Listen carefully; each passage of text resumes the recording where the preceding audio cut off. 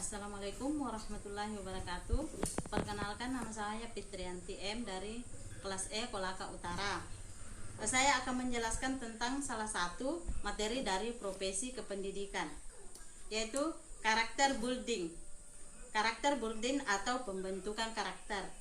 Pembentukan karakter ini adalah sebuah proses menumbuh kembangkan, mendewasakan, dan membentuk kepribadian seseorang agar dapat berpikir, bersikap, dan bertindak sesuai dengan nilai-nilai yang diajarkan.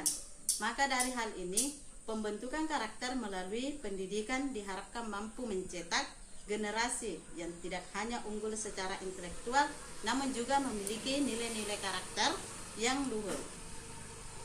Tantangan-tantangan yang dihadapi masyarakat dari abad ke-21 ini menuntut berbagai keterampilan yang harus dimiliki oleh masing-masing individu agar sukses dalam menjalani kehidupan dan karirnya.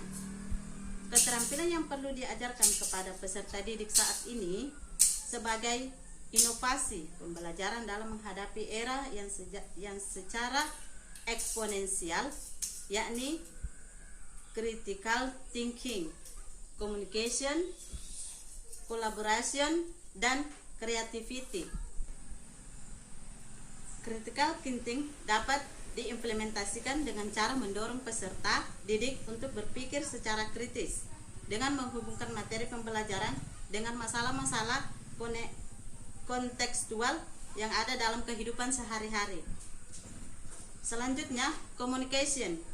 Communication ini dapat dilakukan dengan cara membangun komunikasi antara guru dan peserta didik secara multi arah agar peserta didik memiliki kesempatan untuk mengemukakan pendapatnya dalam upaya mengkonstruksi pengetahuan melalui komunikasi dan pengalaman sendiri.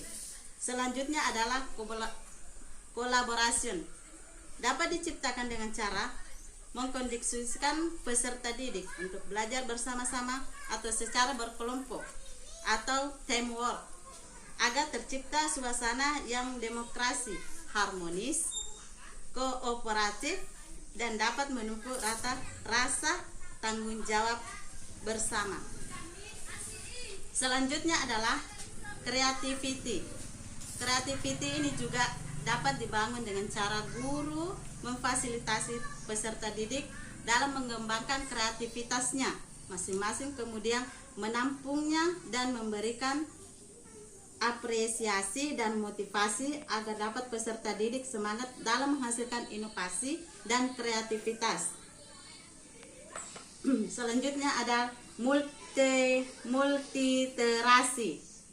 Multiterasi ini dapat dimaknai sebagai sebuah keterampilan yang mampu menggunakan berbagai cara untuk menyampaikan ide-ide atau gagasan baik secara tulis maupun lisan, baik dengan menggunakan teks konvensional, teks inovatif, simbol-simbol maupun perangkat multimedia.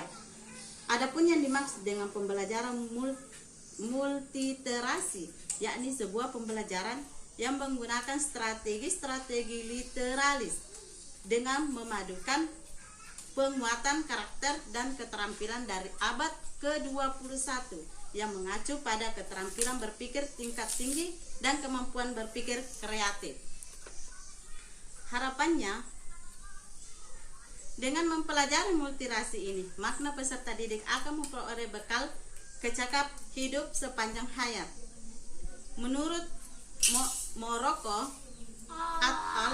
Tahun 2008 menjelaskan bahwa pembelajaran multiterasi sebagai konsep terpenting yang harus dimiliki oleh manusia. Berkait dengan pembelajaran multiterasi ini, kompetensi belajar dan kehidupan ini ditandai dengan 5 hal penting, yakni kompetensi pemahaman tingkat tinggi, kompetensi berpikir kreatif, kompetensi berkolaborasi, kompetensi berkomunikasi, serta kompetensi berpikir kreatif.